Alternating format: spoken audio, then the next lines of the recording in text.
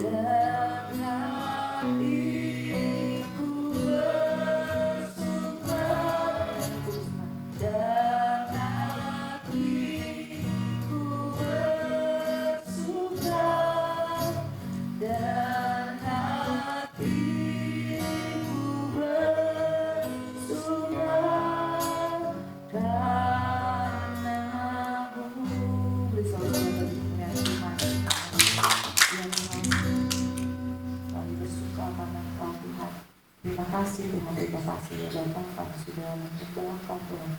Ini tiba saatnya kami bilang Tuhan, semangat, lebih semangat lagi untuk memuji sore bagi nama-Mu ya Bapa. Terima kasih Tuhan Yesus. Mari Bapak Ibu kita bangkit berdiri.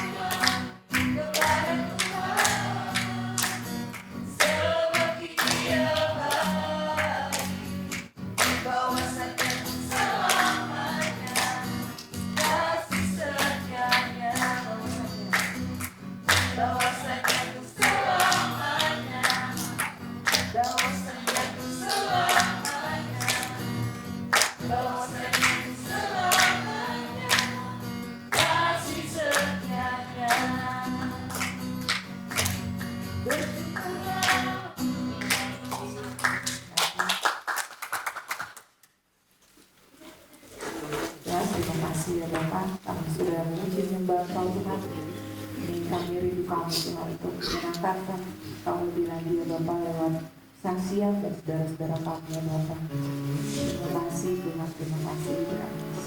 kesaksian dan nama Tuhan Yesus kami saya buka ruang kesaksian bagi Bapak Ibu yang mau bersaksi untuk memuji Tuhan dipersilakan. Ada yang mau bersaksi atau memuji Tuhan?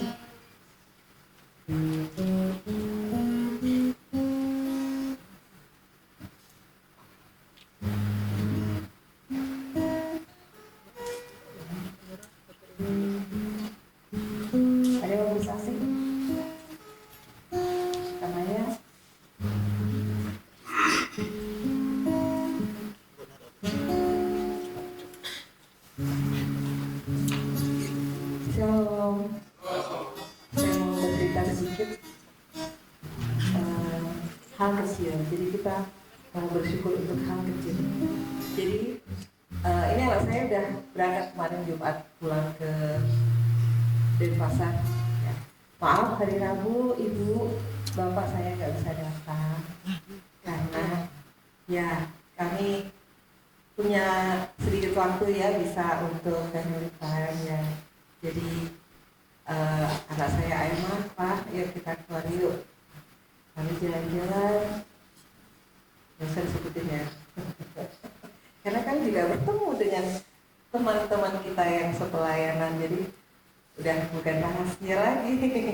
Jadi maaf ya, kami sempat jalan-jalan ke Pergu karena anak saya, Ma yuk ikut ini apa namanya, ikut ya. Tadinya saya nggak mau ikut, saya nggak suka yang rame-rame itu, saya nggak suka. Karena saya selama tinggal di Pergu, tiap kali diajak jalan ke Pergu, Mas saya kambuh karena berjubel lihat orang gitu. Jadi nggak tahu, setiap kali ke sana pasti saya sakit lambung. Jadi apa namanya, saya bilang nggak usah deh, ayo Ma ikut yuk gitu. Dia pengen jalan karena kami ketemu anak-anak itu sudah 1 tahun tuh hanya bisa dihitung jari, nggak sampai 5 jari. Jadi 1 tahun mungkin kalau Nelson itu bisa pulang 2 kali, kalau nggak 3 kali, 3 kali itu Desember. Dan itu waktunya pendek-pendek. Dan itu hanya satu aja, yang satu nggak muncul karena dia bisa libur agak panjang itu Desember juga. Nah, waktu dia datang, dia bilang, Mah, apa namanya, Nelson belum buat pulang gitu. Terus ini ada Mah hari Jumat. Jadi gini, dia itu rencana kan hari Kamis, tapi akhirnya mundur hari Jumat karena ngurusin, sehingga dia udah mati 2 tahun. Dan kami memang udah merencanakan, ayo dah diurusinnya, karena apa? Udah 2 tahun ya, takutnya nanti pas diblokir. Hanya dia memutuskan ya udah Jumat. Jadi dia pesen harus booking ya, booking Sehati. Jadi dia naik di Sehati. Terus dia bilang, Mah, ini ada mah hari Jumat, tapi tinggal satu-satunya kursi. Terus tahu nggak Mah? Ternyata kursinya itu, ya itu kalau misalnya pesen kursi pasti dapatnya itu. Terus saya bilang, tadi pagi Mama tuh berdoa, kamu pulang kasih misi yang terbaik, kasih sopir yang terbaik, dan tempat duduk terbaik. Nah itu tempat duduk yang terbaik tinggal satu sih, dengan ambil aja. Nah itu kesaksian saya. Jadi apa namanya, dari hal kecil saya mau mengucap syukur.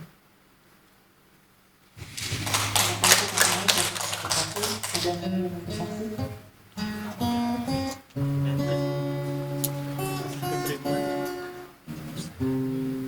Saya mau bersaksi. Pertama-tama saya minta maaf pada Bapak Ibu Gembala, pada tenaga di sini. Hari Minggu saya tidak bisa bertugas. Awalnya saya jauh-jauh hari itu sudah bilang sama Bu Santi, boleh nggak saya izin? Karena saya takut pas kalau saya tugas itu saya melenceng kan di hari H. Jadi saya bilang dulu jauh-jauh hari, saya bilang saya minta izin 1 hari tidak bisa pelayanan. Tapi saya ngomong sama anak saya, Rahel, ya ini cuma bilang aja biar nggak dadak, biar nggak nanti pas hari H saya mau latihan saya nggak bisa hadir. Saya di satu sisi saya mengucap syukur, Tuhan kasih berkat buat keluarga saya, buat usaha saya. Di satu sisi saya pelayanan, di situ saya galau. Saya cuma bilang, Tuhan, saya harus memilih yang mana. Saya sudah bilang sama Bu Santi, saya mau izin untuk pelayanan hari Minggu. Terus Rahel bilang, benar mau pelayanan? Iya. Hari Sabtu doa malam, suami saya datang. Saya nggak tahu dia udah datang. Saya tidur, posisinya 2 hari nggak tidur, bikin kue. Saya juga udah bilang sama Raya, saya mau datang, mau tetap dah. Dia sudah dibilang saya libur hari Minggu itu, saya tetap mau datang. Ternyata suami saya nggak bangunin. Saya tidur sama Risel karena 2 hari nggak tidur kan. Terus bangun-bangun tuh saya buka WA, saya lihat WA-nya Bu Pendeta Santi. Loh, Rahel nggak bisa latihan. Oh tetap Rahel bisa latihan. Nah itu saya baru bangun. Ya saya mau bangun, saya mau jalan juga nggak ada kendaraan gitu kan. Ya sudah deh, mau nggak mau sudah dibilang kayak gitu. Terus waktunya juga udah mepet, udah malam, udah pasti latihan. Hari Minggu nih, saya Minggu pagi saya udah bilang sama suami, saya mau ikut pelayanan kan gitu. Kan kamu nggak latihan? Kan katanya Bu Pendeta Santi kalau nggak ikut latihan kamu nggak boleh ikut pelayanan. Oke, tapi nggak apa-apa lah. Gitu. Coba aja, siapa tahu ntar saya bisa. Kamu nggak tidur lagi loh, kata dia. Enggak, tapi saya pengen mau pelayanan karena saya pakai baju kotak-kotak ikut juga. Benar kata Raya, mau ikut pelayanan. Iya, nanti kalau gimana bisa boleh ya naik tadi gitu ya. Ya sudah dah. Nggak, akhirnya kan nggak naik kan, nggak ikut pelayanan. Terus akhirnya di situ saya diam aja, karena saya ngantuk juga. Saya tahanin gitu. Dibilang saya melanggar ya pelayanan saya terhadap Tuhan yang sudah Tuhan berikan kesehatan, berkat buat keluarga saya, itu salah. Emang saya salah, saya akui saya salah. Saya bilang, Tuhan maafin saya Tuhan. Saya juga bersyukur Bapak Gembala firman-Nya bawa firman buat mengingatkan saya. Saya nggak bilang firman buat orang lain, tapi buat diri saya. Saya bilang saya minta syukur. Kalau saya pun diingatkan, saya bersyukur. Bapak Gembala, semua jemaat di sini mengingatkan saya, karena saya di sini lebih muda dari Bapak Ibu. Saya masih jauh dari pelayanan. Saya juga tidak mengerti apa-apa. Dan basicnya saya juga bukan orang Kristen. Dan saya juga keluarga bukan yang orang pelayanan di agama Kristen juga, jadi saya belum paham. Di situ saya marah ya. Saya marah, saya bilang, kok gini sih, saya bilang. Tapi saya diingatkan firman Tuhan, janganlah kerajinanmu kendor, tetaplah apimu bernyala-nyala melayani Tuhan. Saya bilang saya minta ampun sama Tuhan. Pagi-pagi itu saya dapat transferan, saya senang. Saya dibayar sama yang pesen kue itu banyak, itu saya senang. Tapi saya nangis, gak ada sukacitanya saya. Saya bilang, Tuhan ampuni saya Tuhan. Saya melewati apa yang sudah Tuhan berikan bagi saya dan keluarga saya. Apa yang sudah Tuhan berikan talenta kepada saya. Saya minta maaf Tuhan. Pada malam hari ini Tuhan, saya melanggar. Saya tidak bisa melayani Engkau ya Bapak. Saya ada emosinya juga. Saya bilang saya nggak mau kalah. Yang lalu saya bisa lewati, kenapa hari ini saya enggak? Saya mau belajar, saya mau lebih lagi melayani Tuhan. Saya mau terus mengandalkan Tuhan. Bukan kuat hebatnya saya, tapi Tuhan yang memampukan, Tuhan yang memberi kesehatan kepada keluarga saya dan saya juga. Saya minta maaf pada Ibu Gembala, Pak Gembala, seluruh jemaat di sini.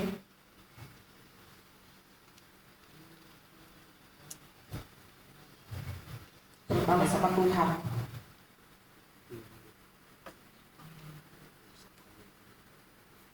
Terima kasih Tuhan Yesus memberkati.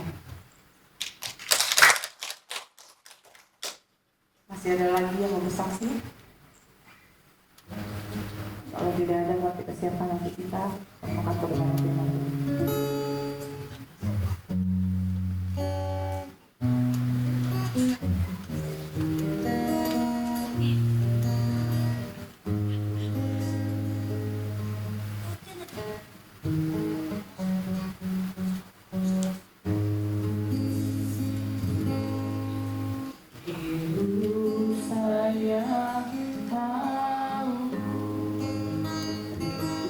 Aliran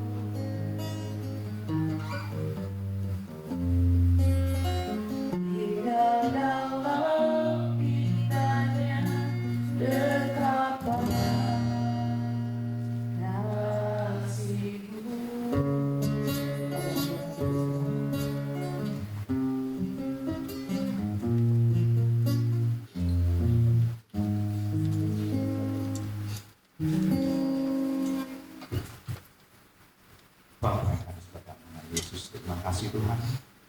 Mengucap syukur di dalam pada hari ini Tuhan, kami boleh memuji menyembah-Mu. Kami boleh mengambil waktu yang terbaik untuk bermalam minggu dalam hadirat Tuhan di gereja. Terima kasih Bapak. Roh Kudus, di bawah waktunya saat ini, Engkau berbicara atas setiap kami. Kami akan merenungkan sebagian dari tentang firman-Mu.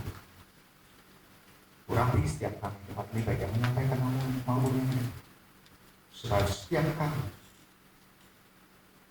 boleh meletakkan dasar hidup kami di atas dasar firman Tuhan. Terima kasih Bapa dalam nama Yesus. Haleluya. Amin.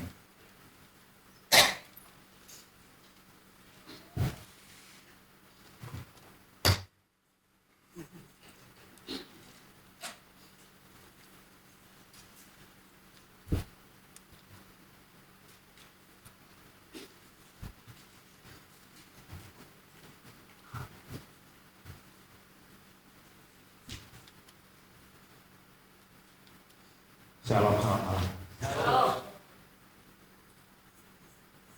Saya awali dengan kesaksian. Jadi minggu lalu itu saya 1 minggu ke Jawa.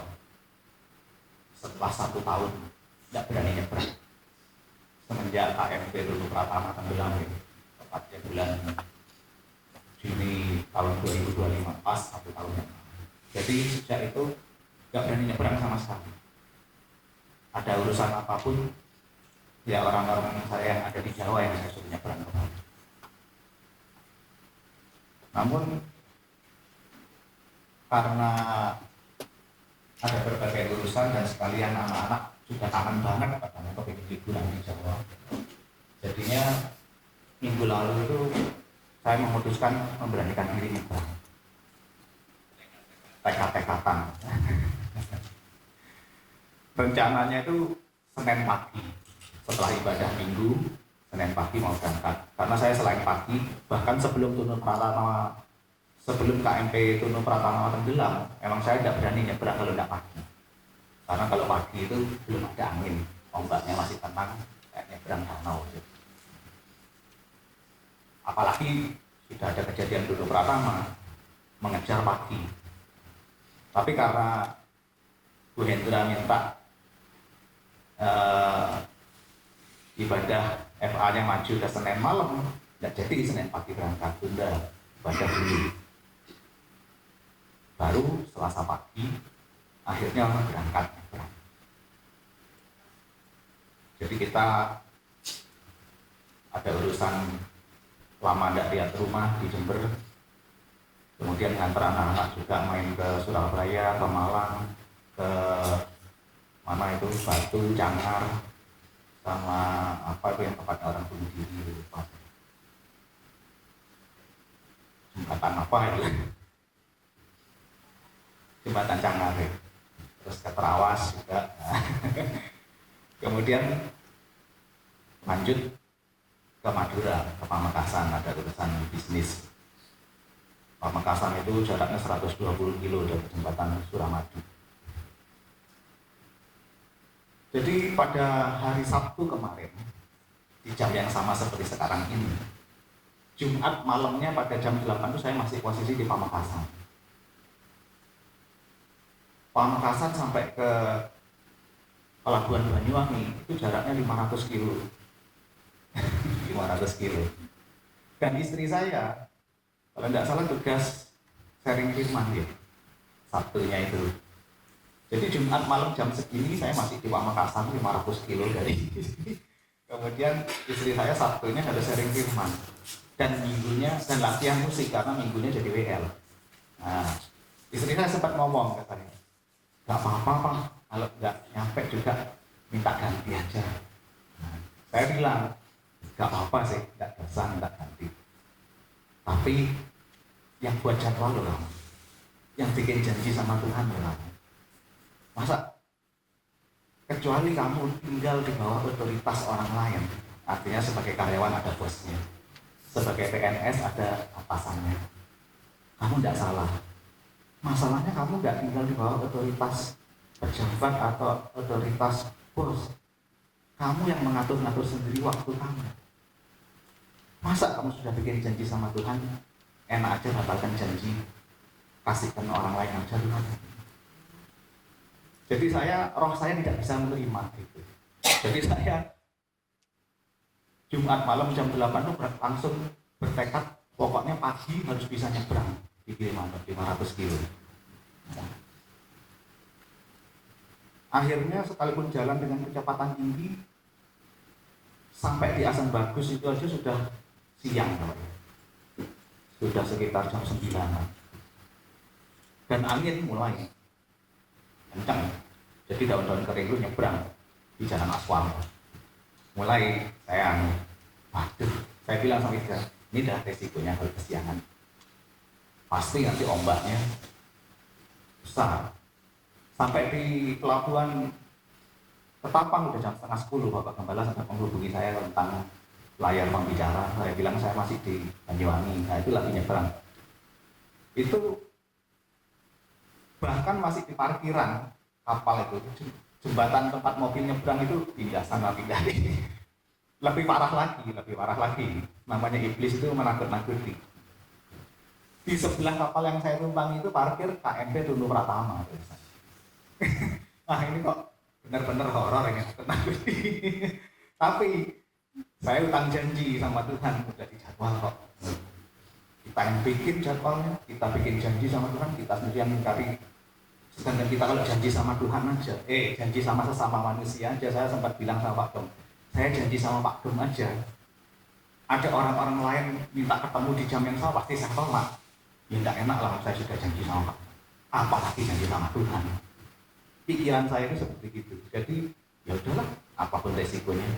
Kalau mau tamat tenggelam karena kapal yang saya naik tenggelam, ya udahlah. Jadi saya naik tetap. Tapi ya saya berdoa. Saya tinggalkan istri sama anak-anak saya di bangku. Saya nyari bangku yang depan sendiri supaya nggak kelihatan orang kan kalau berdoa biar nggak kemana-mana. Jadi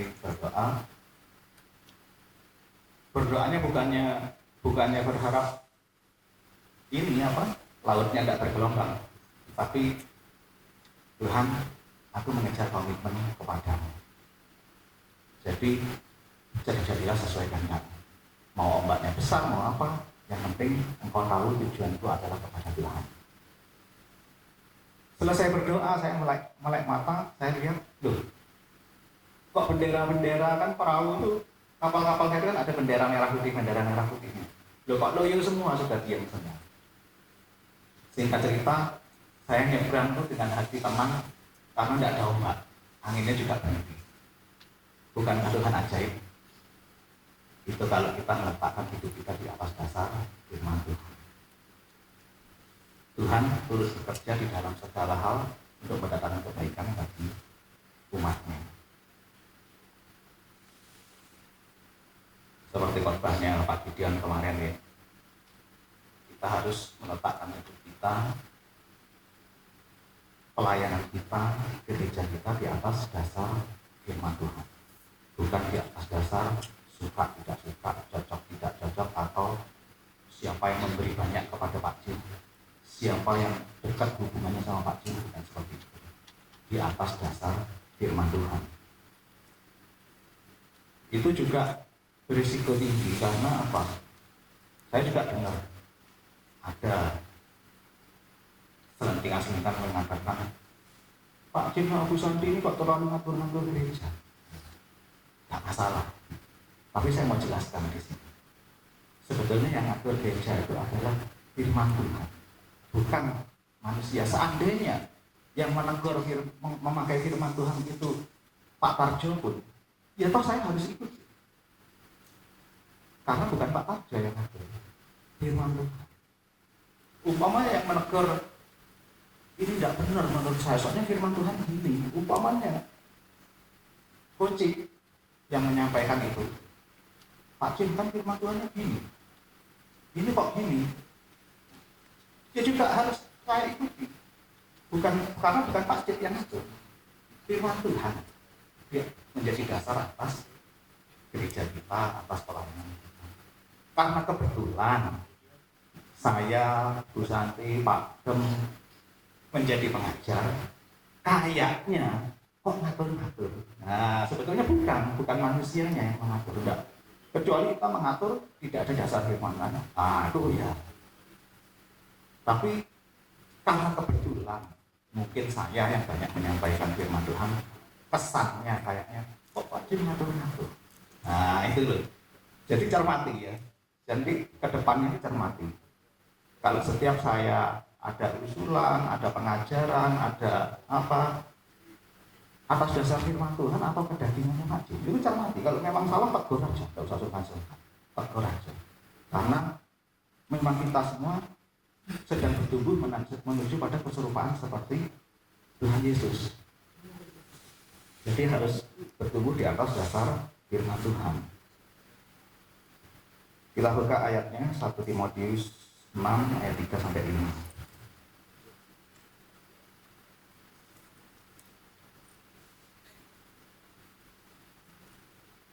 1 Timotius 6 ayat 3 sampai 5 saya baca untuk kita semua. Jika seorang mengajarkan ajaran lain yang tidak menurut perkataan sehat, yakni perkataan Tuhan kita Yesus Kristus atau firman Tuhan, dan tidak menurut ajaran yang sesuai dengan ibadah kita, ia adalah seorang yang berlagak tahu padahal tidak tahu apa-apa. Seperti saya sampaikan tadi, sekalipun saya pendeta, hamba Tuhan, kalau ngajar tidak sesuai firman Tuhan, boleh langsung ditegur, diingatkan, ya. Karena pendeta juga manusia, gembala juga manusia, jadi kalau tidak sesuai firman Tuhan, langsung tegur, tidak masalah. Tapi negur harus ada dasar firman Tuhan juga. Penyakitnya ialah mencari-cari soal dan bersilah kata yang menyebabkan dengki, cedera, fitnah, curiga, percekcokan antara orang-orang yang tidak lagi berpikiran sehat dan yang kehilangan kebenaran. Yang mengira ibadah itu adalah suatu sumber keuntungan. Saya garis bawahi, yang mengira ibadah itu adalah suatu sumber keuntungan. Bahasa lain, mengira ibadah itu sebagai suatu sumber keuntungan, itu adalah ragi saduki. Jadi ada firman Tuhan lain mengatakan, Tuhan Yesus berfirman, berjaga-jagalah dan waspadalah terhadap ragi Farisi dan ragi Saduki. Apa itu ragi Farisi? Farisi, ragi dulu ya. Ragi itu kita kalau bikin tape, singkong itu kan dikasih ragi. Nah ragi ini kalau bahasa Indonesianya akan mengkamili adonan, mempengaruhi adonan. Ragi yang sedikit ini 3 hari lagi bisa ngempuk tape 1 keranjang sampai ke dalam-dalamnya. Nah itu ragi. Nah ragi Farisi maupun ragi Saduki sama, kedua ragi ini akan mempengaruhi adonan. Kalau kita biarkan bertumbuh, kita biarkan pelihara, maka firman Tuhan mengatakan berhati-hatilah, berjaga-jagalah dan waspada terhadap ragi Farisi dan ragi Saduki. Ragi Farisi itu adalah orang yang rajin beribadah, rajin baca kitab suci, rajin pelayanan. Tapi kata firman Tuhan, hatinya jauh daripada Tuhan. Ya terus buat apa? Rajin ibadah, rajin baca kitab suci, rajin pelayanan, tapi kok hatinya jauh daripada Tuhan? Buat dirinya sendiri. Supaya dikatakan di Alkitab, orang Farisi berdoanya di perempatan jalan yang ramai, panjang-panjang, keras-keras supaya didengar banyak orang. Artinya apa? Untuk hormat kemuliaan dirinya sendiri, untuk kesalehan supaya kelihatan saleh, bukan di hadapan Tuhan, di hadapan manusia, supaya mendapat kehormatan di hadapan manusia. Itu roh Farisi. Roh Saduki sama, itu bukan orang tidak kenal Tuhan, itu berbicara orang kenal Tuhan. Kalau masa kini ya orang Kristen, orang bergereja, rajin beribadah, rajin pelayanan, rajin berdoa, tapi hatinya menomor 2 atau menomor 3 Tuhan. Kalau sekarang ini enak, kalau pendeta ngomong salah itu tinggal browsing di Google, Google, benar apa enggak yang diomongin sama Pak Ji, nah, kan gitu. Jadi ragi Saduki itu adalah ini, mengira ibadah itu adalah suatu sumber keuntungan. Artinya, siapa tahu kalau aku ke gereja, aku dapat ini, dapat itu, dapat status sosial, aku kumpul-kumpulin orang-orang elit, kelas tinggi, aku status sosialnya rada bakat, aku mungkin dapat pertolongan duit, aku mungkin dapat jabatan, aku mungkin dapat ya macam-macam kayak kerjanya. Tapi rajin ibadah, rajin pelayanan, rajin berdoa. Tapi ketika berhadapan dengan urusan yang gitu-gitu, firman Tuhan bisa diinjak, bisa gak dianggap. Aku lebih perlu status sosial, aku lebih perlu kehormatan, aku lebih perlu pergaulan, aku lebih perlu ekonomiku tertolong. Mencari nafkah itu bukan mengejar mamon, bukan roh saduki. Orang mencari nafkah itu bukan roh saduki, bukan mengejar mamon. Tuhan Yesus berfirman ketika perumpamaan 10 talenta, Sang Tuhan mengatakan, gunakanlah ini untuk berdagang selama aku keluar negeri. Jadi berdagang bukan mengejar mamon. Perintah firman Tuhan, berdaganglah. Bekerja, kalau enggak bekerja janganlah kamu makan. Nah, artinya bekerja mencari makan itu bukan mengejar mamon. Mengejar mamon adalah ketika kita mengutamakan bisnis kita, nafkah kita, dan sebagainya melebihi Tuhan sendiri. Itu baru mengejar mamon. Sekaya apapun kita tidak mengejar mamon. Boleh, Tuhan memang menganjurkan kita bekerja, berkarya, sehebat apapun, sekaya apapun, tidak masalah. Tapi ya seperti kesaksiannya Lia tadi, ketika merasa gara-gara saya orderannya banyak, saya meninggalkan perjanjian saya sama Tuhan, kok ketika berkat itu datang tidak enak ya rasanya. Nah, itu namanya secara tidak sadar mengejar mamon. Tapi untungnya sudah dijamah Tuhan, sudah dikasih tahu sama Bapak Gembala. Nah, puji Tuhan. Saya sama. Saya ke Pamekasan terang-terangan urusan bisnis kayu. Lah masa gara-gara urusan bisnis saya mau melalaikan jadwalnya istri saya?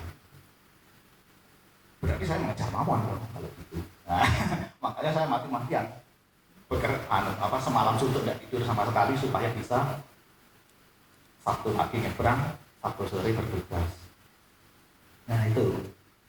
Jadi roh saduki itu juga membicarakan orang rajin beribadah tapi meletakkan Tuhan di atas hal-hal yang bersifat duniawi, kedagingan. Lanjut 1 Timotius 5 ayat 17 sampai 22.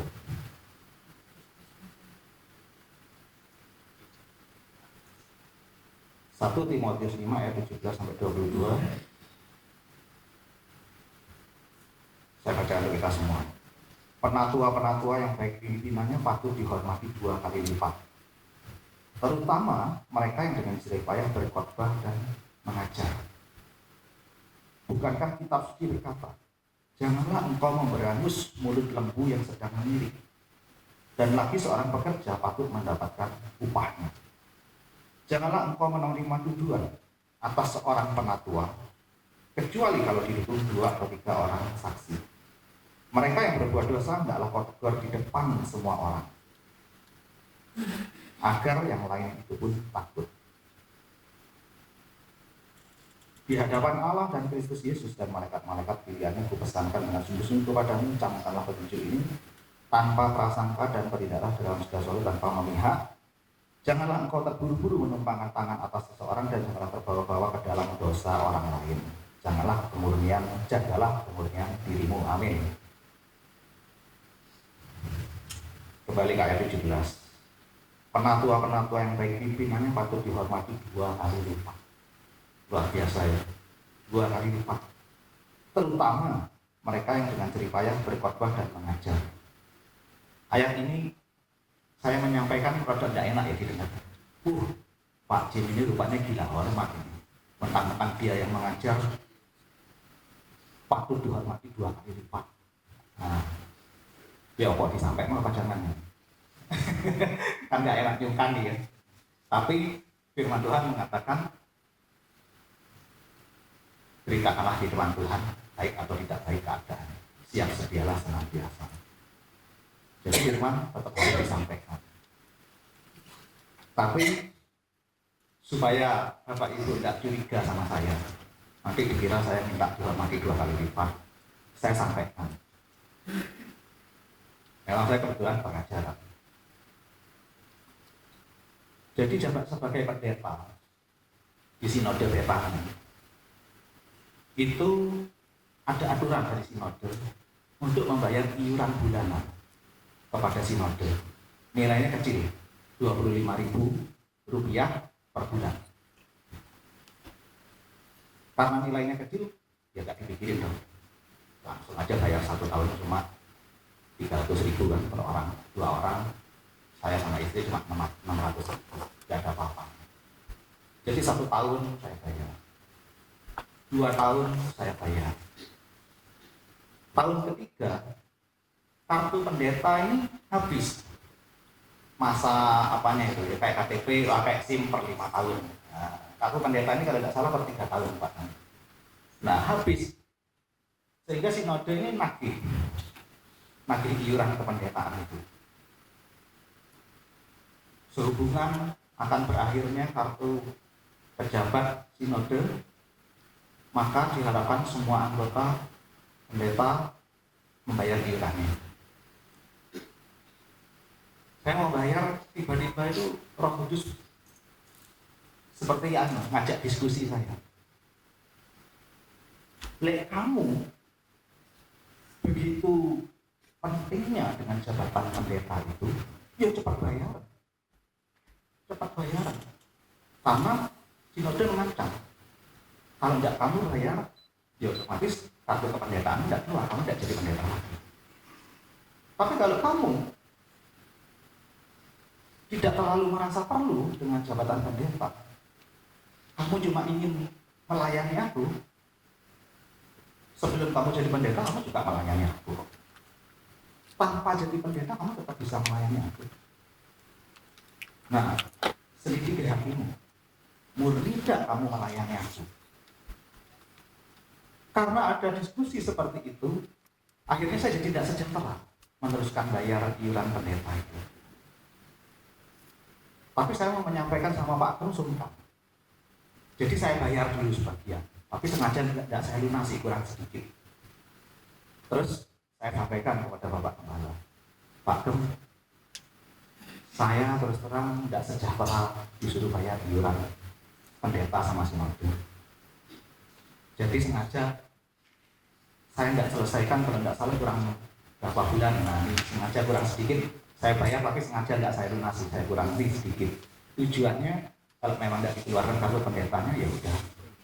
Kalau sama sinode jadinya dipecat, tidak jadi pendeta, ya juga nggak apa-apa. Saya tetap melayani Tuhan. Kasarannya kalau bahasa dunia itu, saya tidak mau beli jabatan. Saya tidak mau menyuap demi jabatan. Nah, jadi kalau dikira saya memegang mati-matian, enggak. Saya sudah menyerahkan kedaulatan kependetaan saya dan istri saya sepenuhnya kepada Bapak Gembala. Sampai kapan? Apa sampai hari ini aja? Apa sampai sekian bulan lagi? Atau 1 tahun lagi? Atau sampai kapan? Saya tidak berdaulat untuk mempertahankan kependetaan saya. Sepenuhnya kependetaan saya sama istri saya serahkan kedaulatannya sama Bapak Gembala yang membayar jadi gereja mungkin. Nah, jadi sesuai kebutuhan aja, kalau butuh ya, kalau butuh ya nggak usah. Nah, jadi tidak berjuang mati-matian untuk menjadi PDM, PDT, MPH, bukan itu tujuannya. Ya. Bukan tujuan untuk jabatan, bukan tujuan untuk kehormatan. Lebih lagi saya mau saksikan juga kepada Bapak Ibu Saudara, supaya ayat ini disampaikan tidak menjadi tujuan buat saya. Kan di ayat 3 dikatakan, janganlah engkau menerima tujuan atas seorang penatua kecuali didukung 2 atau 3 orang saksi. Tapi kalau nggak tahu, rawan memang kalau pengajar menyampaikan ini, yang ngajar ini gila hormat. Nah, jadi saya sampaikan juga bahwa kira-kira 1 bulan sebelum perpecahan gereja kita, itu berbicara 1,5 tahun yang lalu ya. Nah, saya pernah dipanggil sama Pak Yudi, dihadapkan kepada Bapak Gembala. Pak Yudi bertanya, dan pertanyaan itu diajukan di hadapan beberapa saksi. Selain Bapak Gembala sendiri tentunya. Juga ada Pak Yunus, ada Angga, mungkin ada Ella juga. Pak Yudi mau bertanya seperti ini, Pak Jim, kalau sama Pak Jim disuruh pindah gereja, disuruh keluar, disuruh pindah gereja, mau apa enggak? Spontan, saya enggak pakai mikir. Saya langsung jawab, kalau sekarang sama Pak Jim saya disuruh pindah gereja, ya saya pindah. Suruh keluar dari gereja, ya saya keluar. Loh, kok bisa gitu?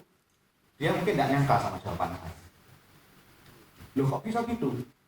Bahasanya Pak Yudi kalau tidak salah, ambigu apa-apa gimana. Terus saya bilang, buat apa saya melayani, saya beribadah tapi jadi batu sandungan buat gembala saya? Gak ada gunanya. Terlepas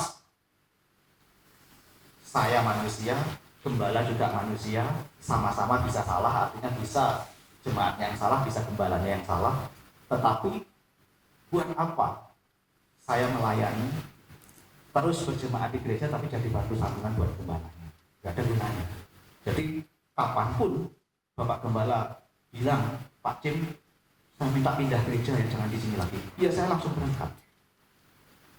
Dan sekarang saya saksikan di hadapan banyak orang. Kalau dulu kan saksinya cuma Pak Yudi, Pak Yunus, Anda sama Pak Tom. Sekarang saya saksikan di hadapan banyak orang. Artinya jauh dari pikiran saya mengejar jabatan, mengejar kehormatan, dan sebagainya itu jauh. Saya nggak berkuasa bahkan atas sampai kapan saya boleh berjemaat di sini. Kedaulatannya semuanya ada di tangan Pak Tom. Itu supaya tahu aja. Tapi firman Tuhan yang harus disampaikan. Ya. Walaupun saya tahu 11 tahun saya berjemaat di sini, semua jemaat di sini ini menghormati gembalanya, menghormati pendetanya, menghormati para pengkhotbah dan para pengajarnya. Saya tahu tidak pernah terjadi 11 tahun lamanya ada jemaat yang berlaku kurang ajar sama gembalanya sama pendetanya. Tidak ada. Jangankan jemaatnya berlaku kurang ajar kepada pendetanya. Bagi saya, pendetanya pun memaki-maki jemaat itu juga tidak banget ya. Ada yang pernah mendengar Ibu Santi atau Pak Cim memaki-maki jemaat yang lebih miskin, yang nggak berpendidikan? Kira-kira ada yang bisa menyaksikan? Tidak ada ya, yakin ya, bukan fitnah ya. Nah, jadi jangankan jemaat memaki-maki pendetanya, pendetanya memaki-maki jemaat pun enggak banget, nah, kan gitu. Karena firman Tuhan mengatakan kasihilah sesamamu seperti engkau mengasihi dirimu sendiri. Ya, jadi bukan di sini kan hanya berkata jemaat kepada pendetanya hormati 2 kali lipat. Tapi saya sampaikan bahwa bahkan pendetanya pun kalau bahasa Jawanya ya gak ilok lah, memaki-maki jemaat yang dianggap lebih miskin, jemaat yang dianggap lebih tidak sekolah, dan sebagainya juga tidak pantas. Makanya saya tidak melakukan. Lanjut. Bukankah kitab suci berkata, janganlah engkau memberangus mulut lembu yang sedang mengirik, dan bagi seorang pekerja patut mendapat upah. Apa maksudnya memberangus mulut lembu yang sedang mengirik? Inilah maksudnya kenapa pengkhotbah dan pengajar Tuhan menghendaki dihormati 2 kali lipat. Karena yang diajarkan, yang dikhotbahkan itu firman Tuhan. Sementara firman Tuhan sendiri mengatakan firman Tuhan adalah Tuhan. Firman Tuhan adalah Tuhan sendiri. Lah kalau yang mengajar firman Tuhan aja gak dihormati, ya berarti yang disampaikan tidak ada harganya kan? Benar kan? Katakanlah kita les bahasa Inggris, tapi guru bahasa Inggrisnya bilang masih pintar kamu kok, aku tidak bisa bahasa Inggris.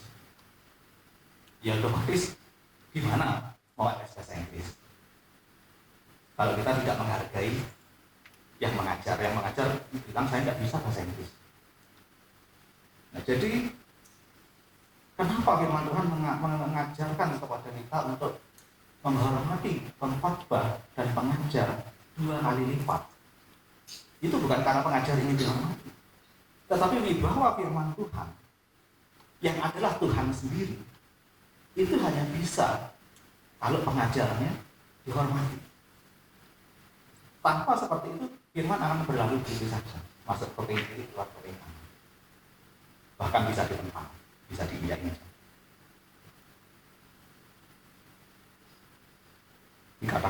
gabus mulut lembu yang sedang mengirit.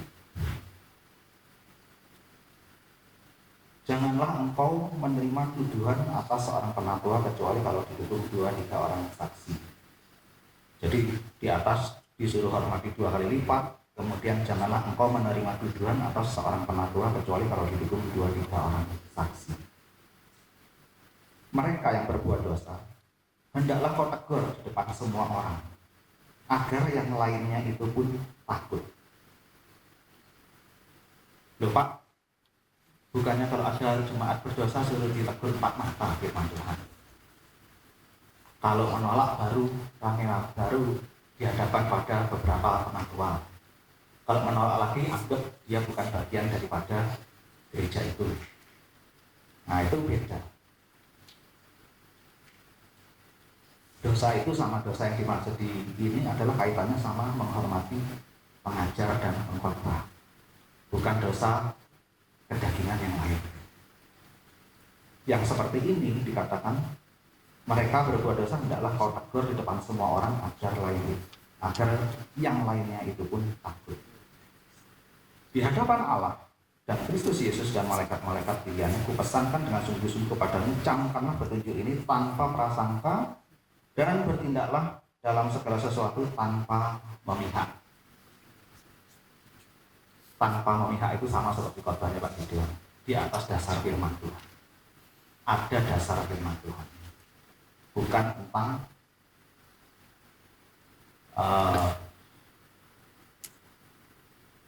suka tidak suka, cocok tidak cocok, siapa yang memberi paling banyak kepada Pak Jeli, siapa yang paling dekat hubungannya sama Pak Jeli, bukan seperti itu. Di atas dasar firman itu artinya selalu ada dasar firman, tanpa memihak. Janganlah engkau terburu-buru menumpangkan tangan atas seseorang, dan janganlah terbawa-bawa ke dalam dosa orang lain. Ini bukan mendoakan orang ya, menumpangkan tangan di sini ini beda. Ini dalam konteks pengajaran, pengkhotbah dan pengajaran.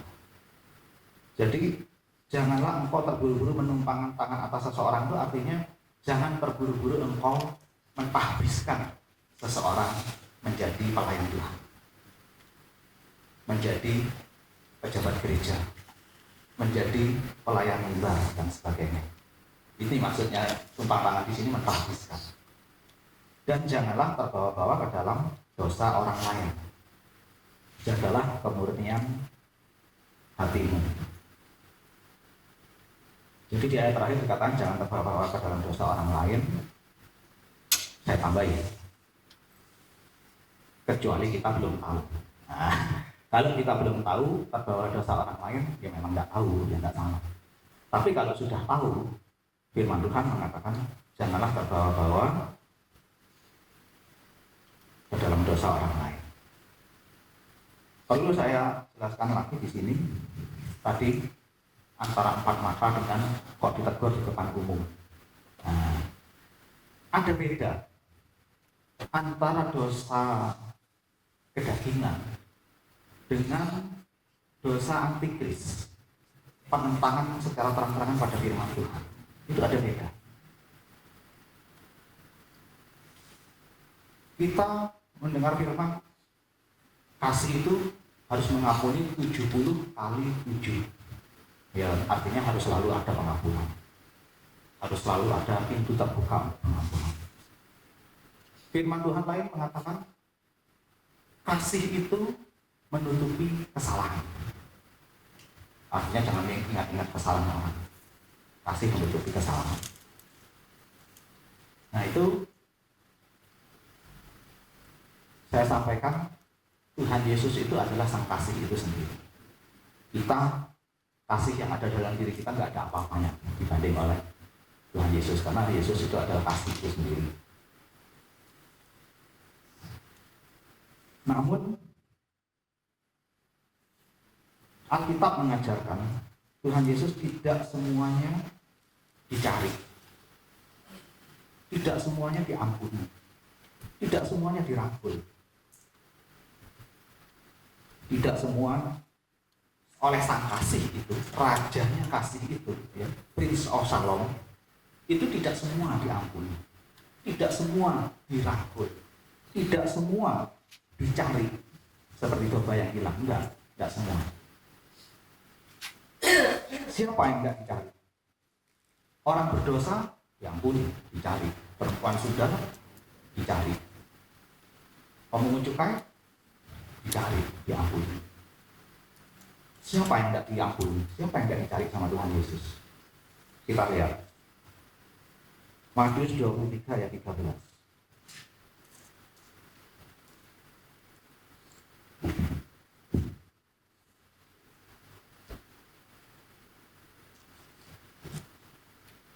Matius 23 ayat 13. Demikian firman Tuhan. Celakalah, hai kamu ahli-ahli Taurat dan orang-orang Farisi, hai kamu orang munafik, karena kamu menutup pintu-pintu kerajaan surga di depan orang, sebab kamu sendiri tidak masuk dan kamu merintangi mereka yang berusaha untuk masuk. Makanya dikatakan ragi orang Farisi, karena orang Farisi akan merintangi orang lain supaya sama seperti dia. Dan ini Tuhan Yesus tidak mengatakan Tuhan mengampuni, Tuhan mengasihi, enggak. Celakalah, artinya dikutuk. Celakalah itu bukan diampuni, celakalah itu bukan dikasih, bukan ditutupi kesalahannya, tapi dikutuk. Celakalah, hai kamu ahli-ahli Taurat dan orang Farisi. Karena apa? Ya dia menginjak-injak firman Tuhan. Bukan dosa kedagingan biasa, tapi menentang firman Tuhan. Berikutnya Matius 16 ayat 6. Nah, yang itu yang tadi saya sampaikan. Berjaga-jagalah, waspadalah dan berjaga-jagalah terhadap ragi Farisi dan ragi Saduki. Namanya berjaga-jagalah, waspadalah berarti apa? Bukan diampuni, bukan dirangkul, bukan ditutupi kesalahan. Kemudian Matius 7 ayat 23. Matius 7 ayat 23.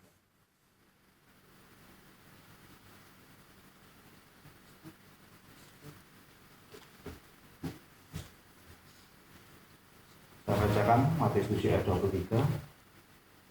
Pada waktu itulah aku akan berterus terang kepada mereka dan berkata, aku tidak pernah mengenal kamu. Enyahlah daripadaku, kamu sekalian pembuat kejahatan. Enyahlah, diusir. Bukan diampuni, bukan ditutupi kesalahannya oleh kasih. Jangankan 70 kali 7, tapi langsung nyahlah. Siapa itu? Kalau kita baca di ayatnya, bukan setiap orang yang berseru kepadaku Tuhan, Tuhan akan masuk ke dalam kerajaan surga, melainkan dia yang melakukan kehendak Bapakku di surga. Jadi bukan orang yang rajin berdoa, rajin ibadah, rajin pelayanan, bahkan juga bukan pendeta yang disebutkan ayat selanjutnya, pada hari terakhir banyak orang akan berseru kepadaku Tuhan, Tuhan, bukan akan bernubuat demi namamu, mengusir setan demi namamu, mengadakan banyak mujizat demi namamu. Itu kelasnya hamba-hamba Tuhan. Nah, tapi juga bukan. Dikatakan satu-satunya yang masuk kerajaan surga dia yang melakukan kehendak Bapakku di surga. Dia yang melakukan firman Tuhan. Dia yang meletakkan dasar hidupnya di atas dasar firman Tuhan. Bukan yang rajin berdoa dalam nama Yesus, bukan. Itu tidak salah. Tapi sekalipun rajin berdoa dalam nama Yesus, sekalipun rajin pelayanan, tapi tidak meletakkan dasar hidup di atas dasar firman Tuhan, tidak melakukan kehendak Bapakku di surga. Jangan bilang ampuni 70 kali 7. Jangan bilang kasih kan harus menutupi kesalahan. Bukan. Nyahlah, hai kamu pembuat kejahatan. Itu firman Tuhan kalau sengaja ditentang itu seperti itu. Kalau dosa itu bukan sengaja menentang firman Tuhan. Kita tahu kita yang salah, tapi kita belum mampu. Itu dosa. Itu yang 70 kali 7 harus diampuni. Itu yang kasih harus menutupi kesalahan. Kalau kita tahu bahwa kita salah, tapi kita belum mampu, nah itu dosa. Kemudian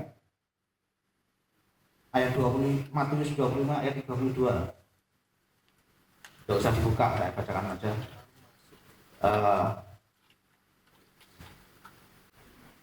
Matius 25 ayat 32. Lalu semua bangsa akan dikumpulkan di hadapannya, di hadapan Yesus, dan ia akan memisahkan mereka seorang dari seorang, sama seperti gembala memisahkan domba dari kambing. Penentang firman Tuhan diklasifikasikan sebagai kambing. Dan kambing tidak ada dalam koridor 70 kali 7 diambil. Tidak ada dalam koridor kasih menutupi kesalahan, pemberontakan si kambing. Kambing kan dirundukkan, menyimbolkan menentang firman Tuhan, melawan firman Tuhan. Nah itu juga tidak dicari, juga tidak diampuni. Terakhir Matius 10 ayat 14-15. Matius 10 ayat 14 dan 15. Ini berbicara tentang Tuhan Yesus mengutus 12 muridnya untuk memberitakan firman Tuhan. Ayat 14. Dan apabila seorang tidak menerima kamu dan tidak mendengar perkataanmu, khotbahmu, pengajaranmu, penginjilanmu, keluarlah dan tinggalkanlah rumah atau kota itu dan tebaskanlah debunya dari kakimu. Aku berkata kepadamu, kenapa kok harus keluarlah, tinggalkan rumah itu atau kota itu dan tebaskanlah debu dari kakimu? Karena aku berkata kepadamu, sesungguhnya pada hari penghakiman tanah Sodom dan Gomora akan lebih ringan tanggungannya daripada kota itu. Tanah Sodom dan Gomora tahu ya nasibnya, dihancurkan jadi lautan api karena dosanya. Lah,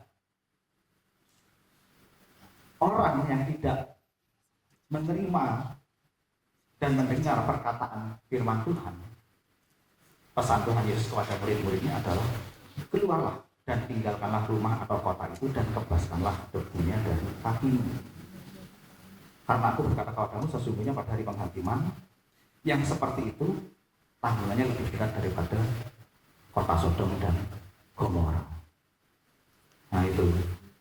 Jadi kita harus lebih dewasa di dalam belajar firman Tuhan. Tidak semua antang kromo kasihkan menutupi kesalahan.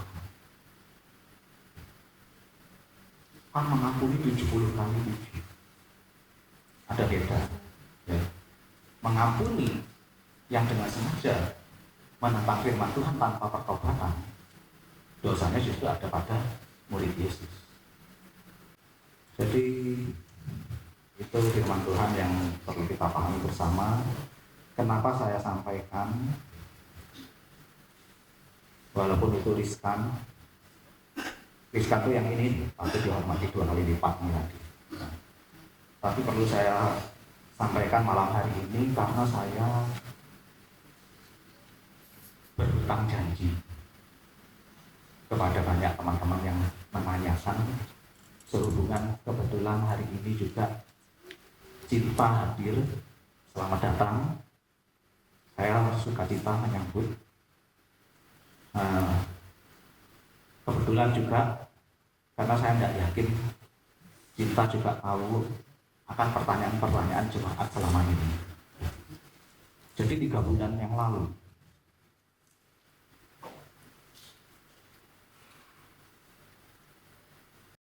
sama Cinta meninggalkan gereja kita. Jemaat tanya sama saya, sama Bu Santi, saya tutup mulut.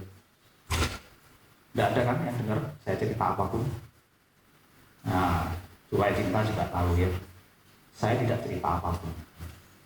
Saya lebih mengarahkan, coba tanya sama Pak Ben mungkin yang lebih tahu.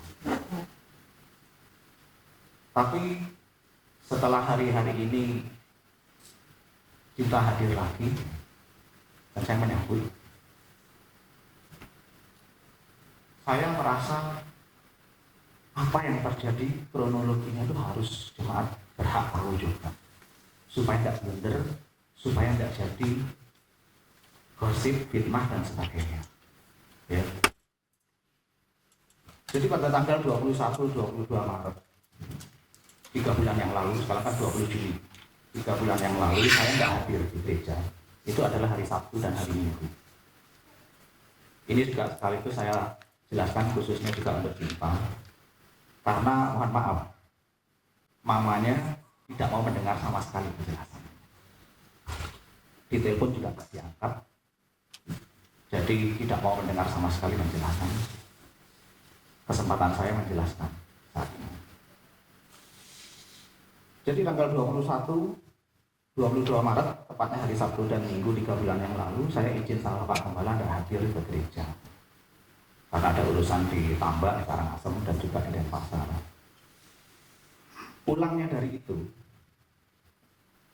ada 2 orang jemaat menelpon kami, menelpon istri saya, tapi saya juga ikut dengar, melaporkan bahwa Bu Pendeta, kok gereja lebih percaya sama jemaat baru ya daripada orang-orang lama. Yang dimaksud, mohon maaf, itu tentang ikut ngitung duitnya gereja, duit persembahan. Sementara instruksi Ibu Gembala sebelumnya, dan saya mendukung, saya sepakat itu sebuah kebenaran yang disampaikan oleh Ibu Gembala, bahwa tidak semua jemaat boleh tahu, ikut tahu uang gereja. Itu saya sepakat dan saya mendukung. Dan saat itu Ibu Gembala menginstruksikan kalau Ibu Levi memang bendahara, gak apa-apa. Kemudian Bu Widodo, kemudian Bu Santi, kemudian Bu Rina. Nah, itu yang mendengar banyak, bukan saya juga. Dan puji Tuhan, saya sangat salut kepada Bu Rina. Bu Rina ketika mendengar instruksi itu, responnya luar biasa. Oh, sorry ya Omi, nah, bahasanya Bu Rina. Oh, sorry ya Omi, aku gak oleh aturannya gak oleh semua jemaat ikut uang. Padahal versi Ibu Gembala maupun versi saya nggak masalah, memang dia jemaat sudah berakar lebih dari 10 tahun, usia juga senior, tapi dengan penuh kerendahan hati responnya spontan. Oh sorry Om, aku gak eruh, sorry nggak oleh. Nah, menunjukkan teladan kerendahan hati yang luar biasa. Nah, kembali pada tadi, karena ada jemaat mengeluhkan seperti demikian, kok gereja lebih percaya sama jemaat baru daripada kepada yang lain-lainnya yang sudah lebih lama. Saya bilang, saya tidak ngurusi bagian itu bukan urusan saya. Saya dan Pendeta Santi tidak ngurusi keuangan, jadi itu bukan urusan kami. Kami menyadari bahwa keluhan itu wajar, karena memang ada dasar firman Tuhannya. Firman Tuhan mengatakan janganlah mempercayakan lebih kepada jemaat yang masih baru, karena akan menjadikan jemaat itu sombong dan menjadi batu sandunan buat yang lainnya. Jadi saya cuma jawab, itu bukan urusan saya, tapi memang keluhan kamu ada benarnya menurut firman Tuhan, wajar, ya kita doakan aja. Sabar aja, kita doakan aja. Tapi kalau saya menjanjikan mau ngurusi masalah itu, enggak, saya tidak menjanjikan. Karena bukan bidang saya, bukan urusan saya. Namun, secara diam-diam tanpa setahu, 2 jemaat yang melaporkan itu, yang mengeluh masalah itu, saya menyampaikan kepada otoritas penatua bidang keuangan, Ibu Levi. Istri saya yang menyampaikan. Nah, tapi bukan ide, bukan menyampaikan keluhan kita, bukan menyampaikan ide saya, bukan menyampaikan apa yang terjadi di lapangan, diteruskan kepada otoritas penatua yang berwenang. Nah, selanjutnya hari Rabunya saya tahu Ibu Levi sudah meneruskan lagi kepada Bapak Gembala, karena Bapak Gembala kemudian ngobrol sama saya tentang itu. Intinya kita sepakat bahwa memang sesuai firman Tuhan, tidak sepantasnya jemaat yang masih relatif baru mendapat kepercayaan yang terlalu lebih dari yang lama-lama. Saya anggap tidak ada masalah. Artinya saya di istri saya sama sekali tidak melakukan teguran sepatah kata pun kepada, tidak ngerasani kepada jemaat yang lain sepatah pun tidak ada. Boleh tanya, semua yang tanya kita bilang ya nggak tahu, coba tanya aja sama Pak. Karena kita berdoa suatu saat Roh Kudus jamah kembali lagi ke gereja kita. Nah, kita anggap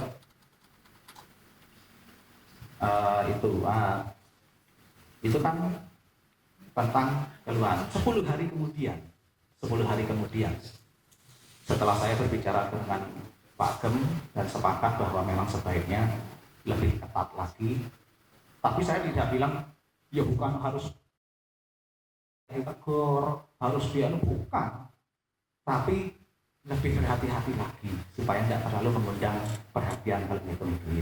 Nah, dilakukan secara silent, secara pelan-pelan, bukan menegur. Karena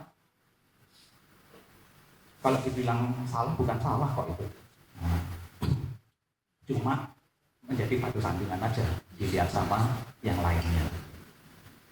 10 hari kemudian Bapak Gembala sama Ibu Gembala sedang di Denpasar menginap beberapa hari. Itu waktu Jumat Agung sama Paskah, ya. Bapak Gembala Ibu Gembala lagi di Denpasar. Nah, tiba-tiba Cinta mengajukan diri berhenti pelayanan dari Praise and Worship. Pamit sama istri saya. Ya, istri saya tanya dong, "Loh, kenapa?" Cinta menjawab, sudah merasa tidak nyaman, sudah merasa tidak cocok. Nah, intinya tidak bisa ditahan, memaksa tetap berhenti. Padahal pikiran kita, walaupun mau berhenti, bahwa ya nunggu Pak Gem sama Bu Gem sampai di negara. Masa Pak Gem sama Bu Gem masih di Denpasar kok sudah mengundurkan diri. Tapi ya kita berusaha menahan, nggak bisa. Ya apa boleh, apa daya. Tapi Ibu Pendeta Santi penasaran, teleponlah kepada mamanya, mencari tahu kenapa kok Cinta mengundurkan diri dari PAW, bahkan menyampaikan tidak mau pelayanan lagi selamanya. Jadi Ibu Pendeta Santi telepon, kenapa? Maunya saya mau tanya, tapi belum sempat tanya. Baru Shalom, langsung, mohon maaf, saya harus sampaikan dia Cinta ya, supaya semuanya terbuka, semuanya clear. Baru Shalom, di seberang sana, langsung mencaci maki habis-habisan Ibu Pendeta Santi. Dengan kata-kata yang tidak pantas, saya ucapkan di sini. Intinya mau mati habis-habisan. Ibu Pendeta Santi dianggap saksi menyaksikan dusta lah. Enggak mungkin ada jemaat yang lapor begitu. Nah, jadi berapi-api sampai ngos-ngosan, marah. Nah, panjang lebar, tidak memberi kesempatan sama sekali Ibu Pendeta Santi untuk memberi penjelasan. Langsung ditutup, ditelepon lagi sudah nggak mau diangkat. Nah, jadi ya apa boleh buat, tidak mau dengar penjelasan. Tapi kita sengaja tidak menutup berita itu karena kita mendoakan. Kita berpikir mengampuni dan berharap suatu saat kembali ke gereja lagi. Dan saya bersuka cita ketika pertengahan Mei 1 tahunnya David, kita datang lagi. Walaupun dalam hati saya masih ada sedikit bertanya-tanya, ini benar kembali di jamaah Roh Kudus atau belum? Karena firman Tuhan ini, penatua-penatua yang baik pimpinannya patut dihormati 2 kali lipat, terutama mereka yang dengan jerih payah berkhotbah dan mengajar. Bagi saya, tanpa rekonsiliasi, tanpa ada rasa bersalah memaki-maki hamba Tuhan, di mana hamba Tuhan itu sama sekali tidak memarahi, tidak menegur, hanya menyampaikan sesuatu dari jemaat kepada sesama penatua. Kalau kepada jemaat lain, oke lah, salah. Itu namanya ngerasani, kan gitu. Tapi kalau penatua, itu seperti Pak Ri di rumahnya Pak Selamat kemarin berkata, pemilik jemaat. Penatua itu pemilik jemaat. Miliki, mereksani pertumbuhannya sejauh mana. Apakah positif, apakah negatif. Itu memang tugas. Artinya di antara saya, Bu Levi, Ibu Gembala, Bapak Gembala, itu memang tugas meniliki jemaat. Bukan merasani. Jadi ya aneh kalau jemaat, kalau penatua dianggap ngerasani jemaat itu ya aneh. Kecuali ngerasaninya ke orang-orang lain. Tapi kalau sesama penatua itu memang tugas. Nah, salah satu yang dikatakan sama mulutnya pendeta kok merasani di belakang, dan banyak hal yang akan lebih tidak pantas didengar. Tapi kita mengampuni, kita tidak membahas sama sekali, tidak membocorkan sama sekali, kecuali mungkin sama Bapak Gembala pernah saya sampaikan. Kemudian berlalu di 1 tahunnya David tidak ada nampak rekonsiliasi, merasa berdosa, merasa bersalah, tidak ada. Kemudian kedua minggu pertama bulan Juli, ketika Bapak Gembala yang berkhotbah datang lagi, belum ada. Salaman pun belum, apalagi sorry ya, aku menentang firman Tuhan, mencaci maki hamba Tuhan, belum ada. Sampai di FA kemarin di rumah Pak Selamat, tetap belum ada. Artinya membuat kita itu bertanya-tanya. Kita itu bukan masalah gila hormat, tetapi ini masalahnya kembali dengan tuntunan Roh Kudus itu mendatangkan pertobatan, dan itu yang sangat kita harapkan. Itu yang sangat kita harapkan. Tetapi kalau tidak dengan pertobatan, itu menjadi berbahaya, karena akan menjadi yang saya sampaikan tadi, ragi. Roh apa yang dibawa? Tidak salah kalau orang berpikir apa mau balas dendam, apa mau meyakinkan orang bahwa saya lebih benar dari pendetanya. Tanpa rekonsiliasi, orang akan berpikir menjadi liar. Apa maksudnya? Nah, jadi itu kronologi yang terjadi, ya, supaya Bapak Ibu Saudara tahu. Dan kenapa? Karena ada juga 1-2 orang yang menganjurkan, Bu Pendeta Santi, kok tidak didatangi minta maaf ke rumahnya. Ada 1-2 orang jemaat menganjurkan gitu. Tapi saya maklum, karena saya memang belum menyampaikan bahwa jemaat ini habis mencaci maki pendetanya. Yang pendetanya saja nih tidak menegur, tidak marahi, tidak apa. Sehingga untuk memperlakukan kasih itu menutupi kesalahan, terus terang masih sulit.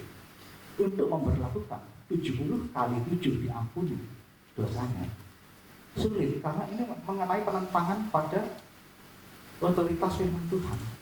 Kalau dosa pribadi, seumpamanya istri saya punya pinjaman duit sama, terus telat bayarnya dicaci maki, nggak masalah, ampuni 70 kali 7. Itu karena urusan pribadi, bukan urusan pengajaran. Tetapi dalam hal firman Tuhan mengatakan patut dihormati 2 kali lipat, terutama mereka yang dengan jerih payah berkhotbah dan mengajar. Saya yakin jemaat di sini semua tahu, karena apa? Belum pernah terjadi ada jemaat memaki-maki pendetanya, itu belum pernah terjadi. Jadi saya tahu sebenarnya tanpa diajarkan pun sudah tahu semua jemaat di sini, bahkan yang masih sekolah SMP pun tahu bahwa pengajar, pengkhotbah firman Tuhan itu harus dihormati. Tidak menghormati itu sama dengan melecehkan apa yang disampaikan, yaitu firman Tuhan, yaitu Tuhan sendiri, sang firman. Yang seperti ini, biar nanti yang dikatakan apabila seseorang tidak mau menerima kamu dan mendengarkan apa yang kamu sampaikan, yaitu firman Tuhan. Perintahnya kepada 12 murid itu adalah tinggalkanlah rumahnya, keluarlah dari kota itu, tebaskanlah debunya. Karena kalau kamu tetap di dalam sana, itu akan mendapatkan yang lebih daripada yang dialami Sodom dan Gomora. Jadi itu Bapak Ibu Saudara, supaya paham kenapa kita tidak berusaha mencari ke rumah, karena kronologinya seperti itu. Pertama, memang tidak mau mendengar penjelasan sama sekali. Yang kedua, seperti saya sampaikan tadi, saya aja sebagai hamba Tuhan, sebagai pendeta, merasa tidak pantas memaki-maki orang yang lebih miskin dari saya, yang lebih tidak berpendidikan dari saya. Makanya saya tanya kan tadi, saksi-saksi pernah dengar enggak saya atau istri saya memaki-maki jemaat yang lebih miskin dari saya, jemaat yang lebih tidak berpendidikan dari saya? Saudara sendiri yang menyaksikan bahwa tidak pernah. Nah, ini dilakukan, mohon maaf, oleh kepada pendeta Sandi. Sehingga terus terang saya sampaikan, karena belum ada rekonsiliasi, belum ada tanda-tanda, kita ragu masih. Ini rohnya benar roh pertobatan, karena sudah 3 kali pertemuan, tidak nyalami, apalagi boro-boro minta maaf. Nah, kalau cinta, saya tahu, masih anak-anak tidak tahu tentang hal ini. Anak yang mandek sama orang tuanya, apa katanya orang tuanya. Jadi saya tidak berbicara tentang cinta ini. Nah, jadi terus terang, menurut firman Tuhan yang kita renungkan hari ini, saya sebagai hamba Tuhan, roh di dalam saya ini, roh di dalam saya, yaitu Roh Kudus, memerintahkan untuk taat pada otoritas, kepada Bapak Gembala, kepada Ibu Gembala. Saya tidak memperjuangkan kehormatan saya sendiri. Seperti saya sampaikan tadi, pendeta kedaulatannya di Bapak Gembala, bahkan berjemaat di sini kedaulatannya di Bapak Gembala, bukan di saya. Tapi roh yang sama, yaitu Roh Kudus yang di dalam saya, juga mengajarkan kamu tidak boleh terlibat dalam hal yang belum jelas. Tebaskanlah debunya, tinggalkanlah hal-hal yang belum jelas kebenarannya. Artinya kehadiran sampai hari ini bagi saya, bagi istri saya, belum jelas bertobat atau misi apa.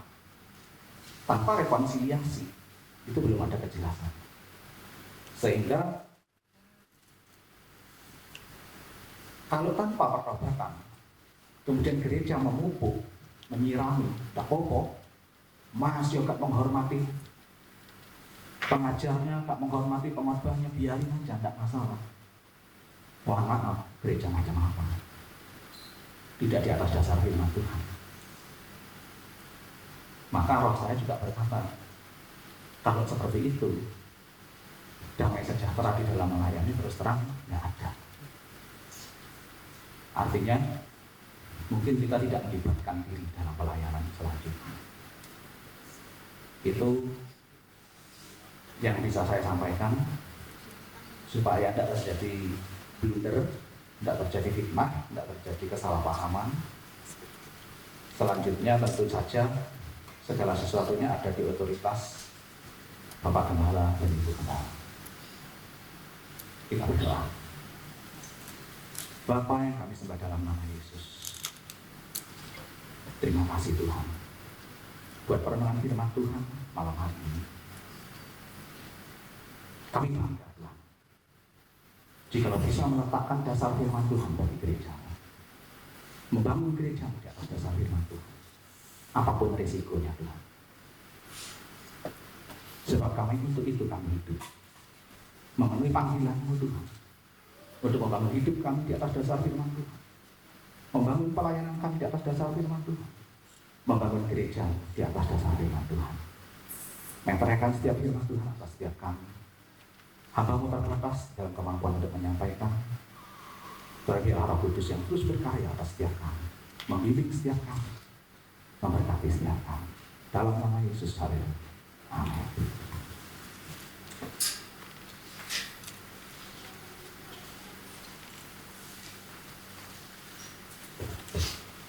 Baik, terima kasih kita sudah disampaikan. Artinya dinamika yang ada pada diri kita, namun kita berdoa bersama-sama untuk masalah ini, dan tentunya kita berharap yang terbaik. Jadi dari pihak itu punya surat kita, dari perusahaan juga mempunyai surat kita. Itu yang kami harapkan. Jadi nggak ada korban. Satu dari kedua belah pihak boleh dimenangkan dengan masa surat kita itu sendiri. Itu yang saya harapkan. Dan kiranya kita tetap berdoa dalam hal ini, sehingga nantinya tidak ada sesuatu yang di luar sana, itu yang lain tidak. Itu dulu yang saya sampaikan untuk menangani hal ini. Sehingga nanti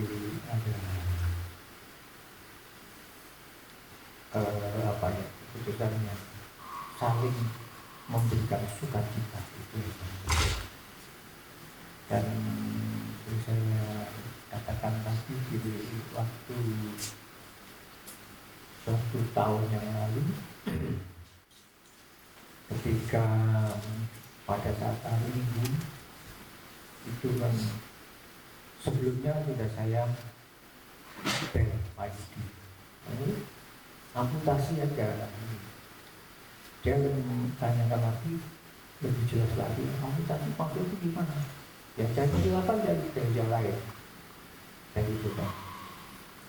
Dan keputusan itu saya juga udah nggak pikir apa-apa.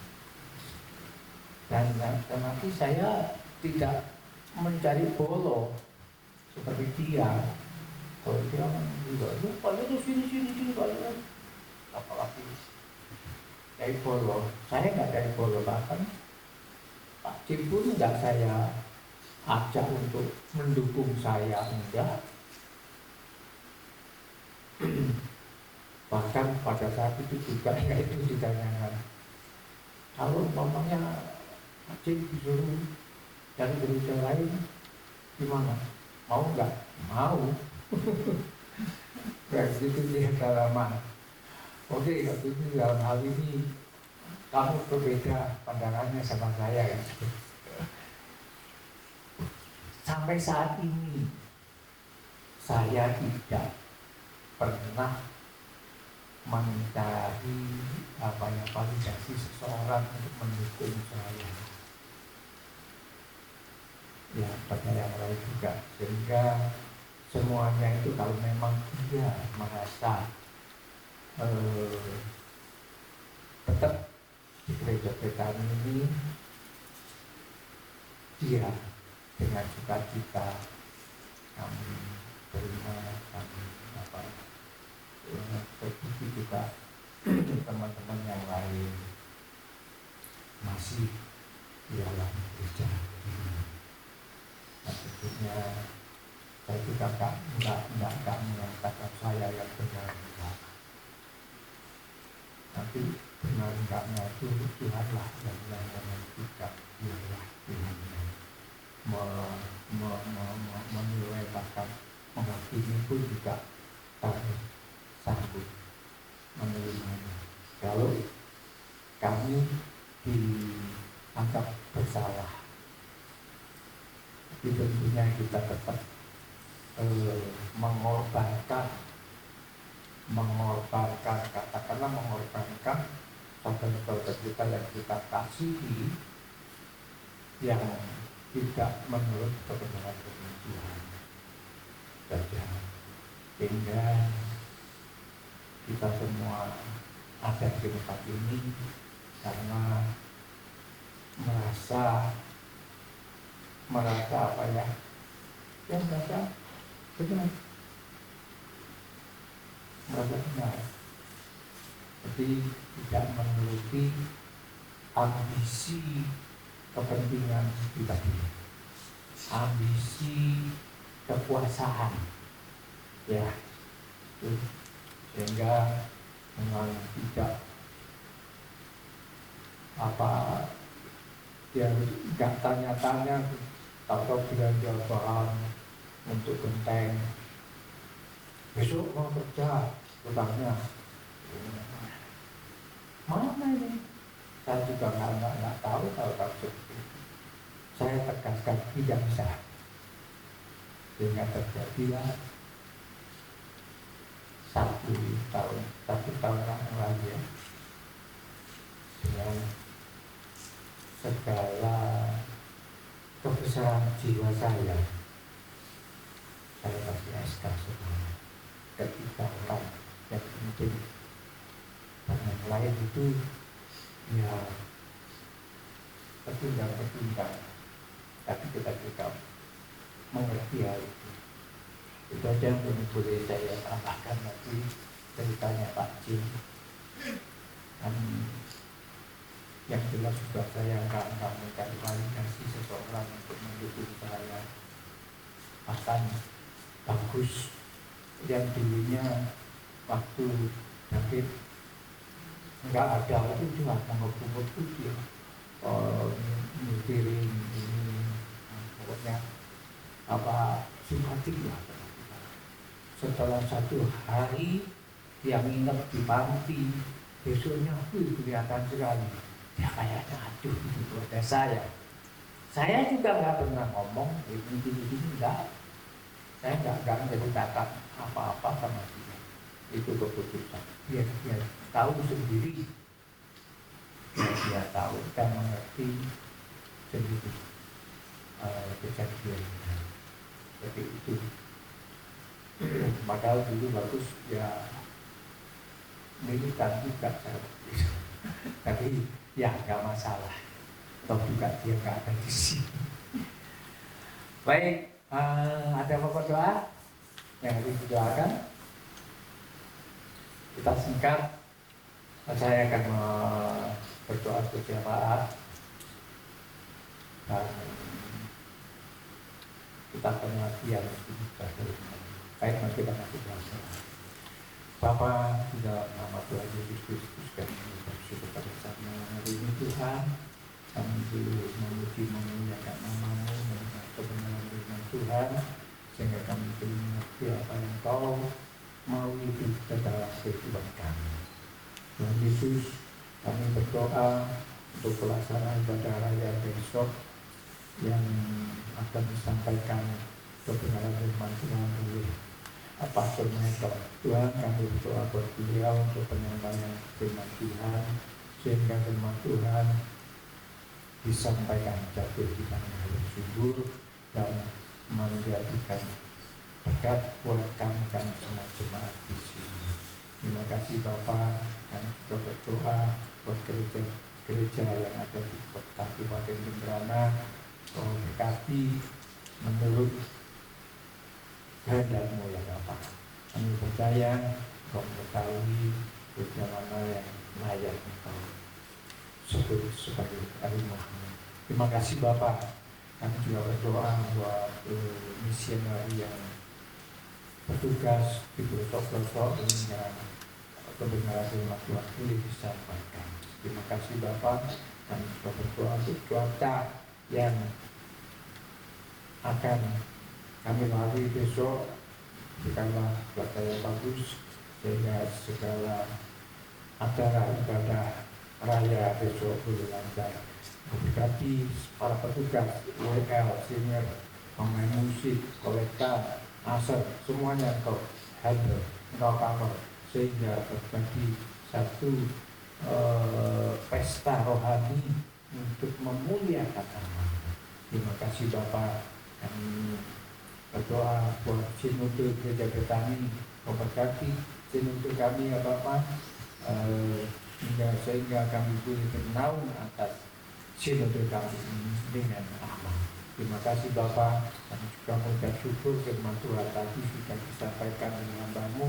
Kau berikan kekuatan dan Kau berikan satu hikmat sehingga kami boleh senantiasa diberkati oleh kebenaran firman Tuhan yang sudah disampaikan oleh hamba-Mu Pak Pendeta J. Berkati pekerjaan, berkati rumah tangga, berkati Ibu Pendeta Santi, berkati Aristo, Patrick, kami serahkan semua di tangan Tuhan Yesus. Kami percaya Tuhan satu keluarga yang senantiasa mengandalkan kuasa kepada Tuhan. Engkau tetap memberikan pengkafaran atas keluarga ini. Tuhan Tuhan, kami berdoa buat keluarga ini dalam nama Yesus. Terima kasih Bapak. Sebelum kami pulang, kami juga dihadapkan dengan berkat jasmani. Sebelum kami makan minum Kau berkati, kami boleh menikmati makan. Syukur kami. Dan juga kami akan memberi persembahan diri dari ketinggian Tuhan, tangan-tangan yang memberi. Kami percaya bahwa tangan-tangan yang sudah Kau pilih ini adalah tangan-tangan yang tahir, tangan-tangan yang kudus, sehingga layak menjadi berkat persembahan yang kami berikan ini. Terima kasih Bapak. Berlaku malam hari ini ibadah sudah selesai, mari kita tangan. Kiranya sudah biasa Tuhan Yesus sudah penyertaan kasih karunia kudus menyertai kita sekarang. Berkati kita sekalian, apa kita dari mulai saat ini sampai pada Tuhan Yesus datang ke